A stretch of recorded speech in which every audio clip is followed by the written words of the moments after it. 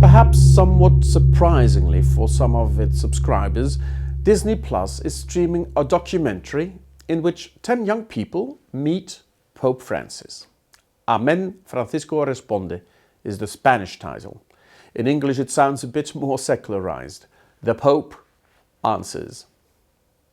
The group of young people is very diverse, from different continents, believers and atheists, an evangelical Christian, a member of the Catholic movement neo-catechumenate, and a Muslim, a former nun, a man who was abused as a child in a Catholic school, a non-binary person. The 87-year-old church leader meets the world as it is today. "Do you have Tinder?" asks one of the young people, and the Pope doesn't know what she's talking about. But it is nice for the Pope that he was able to engage in the conversation in his mother tongue. Everyone in the group speaks Spanish. Before we turn to the actual conversation, we should mention how special the setup is. The meeting takes place not in a Baroque reception room in the Vatican, but in some kind of warehouse in Rome. Formalities are set aside to make it clear that the Pope is visiting the young people and not the other way around. The polite Spanish form usted so soon has to give way to the familiar tú. And that said, the young people are nervous. "It's the craziest thing I've ever done," says one of the girls, "but I'm ready and excited." It's not just a conversation, someone else continues. There's a lot of symbolism around him and so much meaning. He's a heavyweight. Even in our secular society, there is something mythical about meeting the Pope. And it's not about the person, but about his function. It's about the age-old institution he represents. However, this is precisely what arouses resistance in our times. Institutions, whether political or religious, for example, are struggling. We would rather meet an individual with personal convictions than a representative expressing a common point of view. The tension between the institution and the person it represents can, for example, be found in the film Elizabeth, in which Kate Blanchett plays the 16th century Queen of England.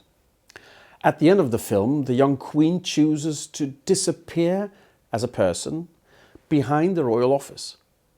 She cuts her hair, she hides her face behind a thick layer of makeup, and she represses any kind of personal emotionality. Not very sympathetic, is it? Tragic even. But it's a noble act of self-sacrifice. And in retrospect, this is how she became one of England's most successful monarchs. Or consider the TV series The West Wing, about the entourage of the US president. When the Catholic president in the story finds himself in moral distress at one point, he has his old confessor come to Washington. The old priest, who knew the president as a boy, asks how to address him, by his first name or Mr. President. "I prefer Mr. President," he says. And he explains, "There are certain decisions I have to make while I'm in this room. Do I send troops into harm's way? Which fatal disease gets the most research money?" It's helpful in those situations not to think of yourself as the man, but as the office. End of quote. It may be an unpopular thought, but it's simply necessary that we have institutions that transcend the personal. It is so in society, it is so in the Church. Jesus speaks on behalf of God the Father. The apostles are sent out to speak on behalf of Jesus. And the apostles have passed this responsibility on to the bishops.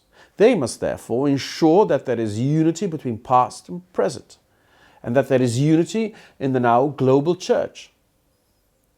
The guardian of that unity is the Pope. So he can't just sit around pursuing his personal agenda. At the same time, we must ensure that the individual is not eaten up by the institution. Before you know it, you end up with an ideology that sacrifices people to a collective ideal. Every pope has to move between these poles. Some rather choose to disappear behind the office. That's a form of sacrifice. Not I am important, but what I represent. Other popes have used their personalities to achieve their goals. Pope Francis very consciously moves between these two extremes. On the one hand, he shows who he is, and he does not disappear behind formalities. You also sense what his priorities are and what he clashes with. And above all, he leaves room for people to say honestly what drives and touches them, what hurts them too. On the other hand, the Pope does not merely articulate what he himself thinks and feels. He speaks on behalf of the whole. He represents the collective of a community that for 2,000 years has been seeking ways to be followers of Jesus. Because of this starting point, Pope Francis is criticized from two camps. Some feel that he is too forthright, too personal, and that this damages the ministry. Others feel that he doesn't show his cards and that despite his congenial style, he sticks too much to the tradition of the Church. Amen Francisco Responde is a fine example of this balancing act.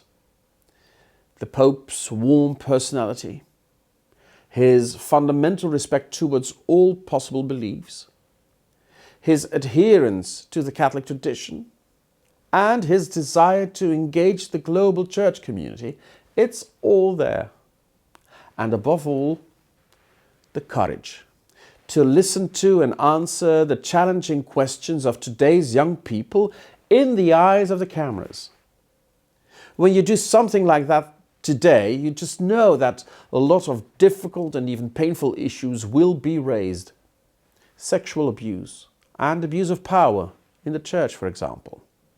Or the role of women and the new sensitivity to gender in our society.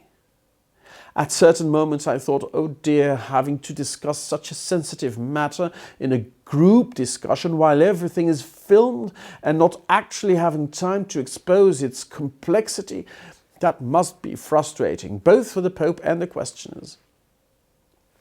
But what ultimately comes out on top is the respect. Here are people naming what affects them, what seems important to them, and who are willing to listen to one another. And it's remarkable how the Pope remains true to both himself and his function. You experience his personal commitment, and at the same time you get an insight into how the Church looks at some hot topics. A very strong moment in the documentary is a conversation about abortion. A Catholic woman from Argentina tells the Pope how she clashes with the harsh and even hostile way church representatives treat women who have chosen abortion. Her question reads, why does the Church want to stand between women and their rights? The Pope's response is situated at two levels. First, how to deal with people who have chosen abortion. Second, how to look at abortion as such. On the first level, his response is clear. No one should be left at the door. The Pope says, Jesus welcomes everyone, no matter how badly you sin. The Lord will never leave you alone. End of quote. In the Catholic Church, the following principles should apply in all circumstances. In dealing with others, every Christian is called to be an image of Jesus' merciful love. However, this does not mean that everything in our society is acceptable, let alone that everything is good. On abortion, the Pope says, the problem of abortion must be looked at scientifically and with a certain coldness. Every book on embryology shows that 1 month after conception, the DNA is aligned and all the organs are drawn. So it's not just a bunch of cells, it's a systematized human life. when we talk about the morality of this, the question is it okay to kill a human being to solve a problem? In other words, the Church does not ignore the fact that an unwanted pregnancy can cause a huge problem, especially for the woman in question. The Church does argue that an unborn child is indeed human life, and the Pope stresses that the sciences support this contention. Is it okay to kill a human being to solve a problem? The Pope asks. Those who answer yes are treading on very thin ice, we all know. I'm not an objective source, of course, but what this documentary shows is, in my view, quite extraordinary. An old man, he could easily be the grandfather of these young people, allows himself to be questioned publicly by people who do not spare their criticism. And he remains completely himself, the vulnerable believer as well as the successor of Peter, the person and the function.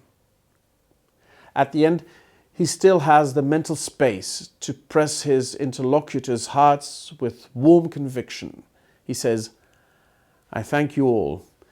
Each of you has had the courage to tell the truth, and I love that because in this way each of you has shown your own personality, your own experience, your own conflicts even, because we all have those, just as we all have our traumas and deficits.